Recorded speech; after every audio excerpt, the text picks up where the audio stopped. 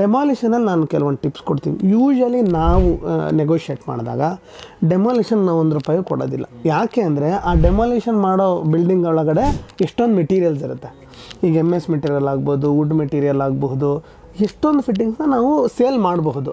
Demolition contractor ಅಂತ ಇರ್ತಾರೆ. Demolition ಕಾಂಟ್ರಾಕ್ಟರ್ನ ನಾವು ಕರೆದ್ಬಿಟ್ಟು ಏನು ಮಾಡ್ತೀವಿ ಅಂದರೆ, ನೋಡು ಎವ್ಯಾಲ್ಯೂಯೇಟ್ ಮಾಡು, ಇದರಲ್ಲಿ ಏನೇನು ಮೆಟೀರಿಯಲ್ ಸೇಲ್ ಆಗ್ಬೋದು, ಏನೇನು ಸೇಲ್ ಆಗುತ್ತೆ ಅಂತ ಅವನೊಂದು ಲಿಸ್ಟ್ ಮಾಡ್ಕೋತಾನೆ.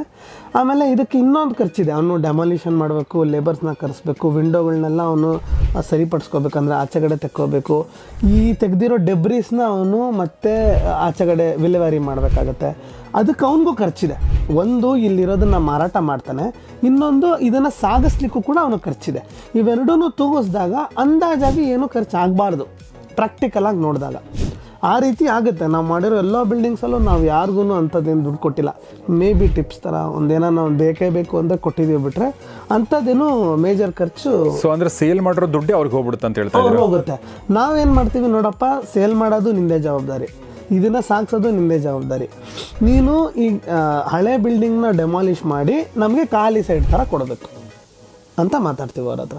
ಅದೇ ರೀತಿ ನಾವು ಮಾಡ್ತಾಯಿದ್ದೀವಿ. ಸದ್ಯದಲ್ಲಿ ನಡೀತಾ ಇರೋ ಭಾರತ್ ನಗರ್ ಸೈಟಲ್ಲಿ ಕೂಡ ನಾವು ಹಂಗೆ ಮಾಡಿದ್ವಿ. ಕ್ಲೈಂಟ್ ₹1 ಕೊಟ್ಟಿಲ್ಲ.